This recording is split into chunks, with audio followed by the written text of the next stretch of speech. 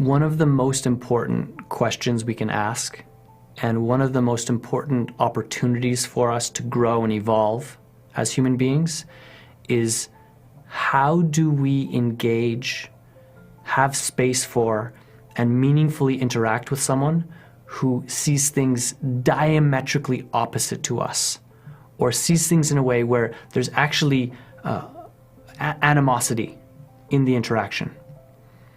And the reason it's so challenging is because when someone is in conflict, when someone is oppositional to us, it triggers all of our sense of safety and self-protection. It triggers our fight, flight, or freeze.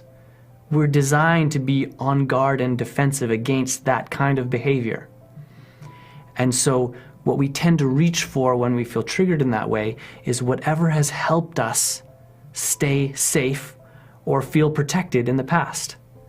And mostly those mechanisms shut down communication. They further distance our sense of connection from one another. So what is it? What can we do?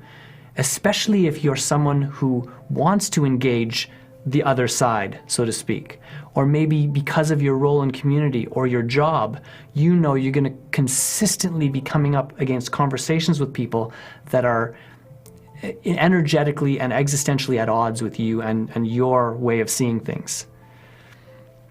The first thing, and if you've been listening to me at all, you've probably heard this before, but the first thing is, how willing are you to feel triggered while someone else expresses whatever it is they're expressing, without going away, without putting up your dukes, without making them wrong? Can you stay present to the moment and to the person while they do whatever they do that might trigger you? If you can say yes to that question, you're well on your way of becoming masterful in engaging in real life, in the moment conflict. And I cannot tell you how powerful an influence you can have in the world if you're someone who can do that. Once you're willing to be with the experience that arises when someone might be attacking you or highly at odds with you, is can you look for what matters most in a human interaction? Can you bring forward what matters most in a human interaction? So the things I've discovered in my own life and in all of the work I do with people around communication, those things are vulnerability, a love of being open, and a love of discovering what life has to offer. And conflict holds unique opportunities for us to learn and grow in terms of what life has to offer. And then the other one is, where are we the same? Are you willing to stop and be with your own discomfort and prioritize looking for where you and this other are actually on the same page, where you're actually on the same side? And I've watched this, and I've done this in my own work. I've also watched others who are masterful. There's this difference of opinion, there's this tension, there's this fire.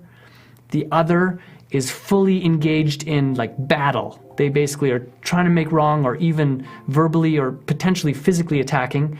And someone who's masterful with conflict somehow is able to gracefully shift and get the other person to understand that we're here in this together on a deeper level. Even though we disagree on the surface, on a deeper level, we are on the same side.